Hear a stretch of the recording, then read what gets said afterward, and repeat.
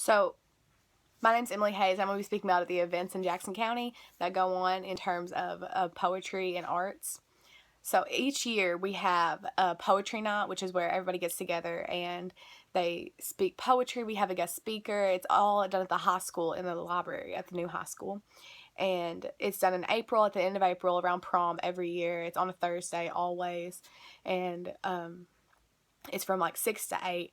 And I've had a lot of good relationships with the poetry night. I think it's a very good place that people can go and spill their feelings out without feeling like no one around them is listening, because everyone there is listening to the same exact things you like. And even if your poetry isn't as hard-hitting, even if it's just Dr. Seuss level poetry, then people are still really thankful for you getting up there to be able to share it. We actually had a guest speaker, Joyce Bowling, which is an author of The Mountains I Call Home. She, here's a little paper from it, but she talked about her life in Appalachia, in the Appalachian Mountains and stuff, and she was part of Jackson County for a long time. And this was the 8th annual poetry night, which was about 2 years ago. So it's been going on for over 10 years now. And sadly, I had to miss this past one because I had classes and work. But, I mean, I'm hoping that next year I can go. We have a band that plays in the background as people read their poetry to make the feeling more fluid and make it hit your heart more, I guess. But we had upwards of like 25 people speaking at poetry night, and it was the largest group. And we also have like events during the school days here at the high school.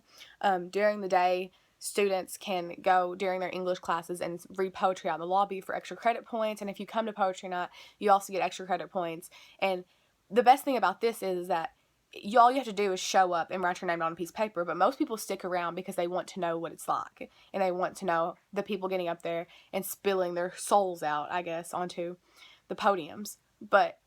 Also another good thing about this is it doesn't have to be original poetry. It just has to be like anything that really speaks to you or anything you want other people to know about. And they also make sure that they give recognition and credit to whoever wrote it. Because that's a big issue in the writing world, is that people put their poetry out there and then other people will take it and use it as their own. But this is a huge event. Every year we get hundreds of people sitting in the library, and it's not that big of a space, but we get hundreds of people squeezed into one area just to listen to people talk. Another big event we have is the String Bean Festival, which I've actually never been to. I'm from Jackson County, but we have people from all over Kentucky drive down here during the summertime. It starts in June. It's about June 6th, I think June 11th. And we have people all in Jackson County come down and join together to listen to bluegrass music. And it's a neat event. There's a lot of money made from it and a lot of tax revenue, and so it's really good for our town. But it's hard to find. It's you have to drive out through Tyner, which is kind of a rural area. There's a lot of like farmland and things, and so GPS won't help you much out there. But a lot of people get together, and we have a lot of local musicians.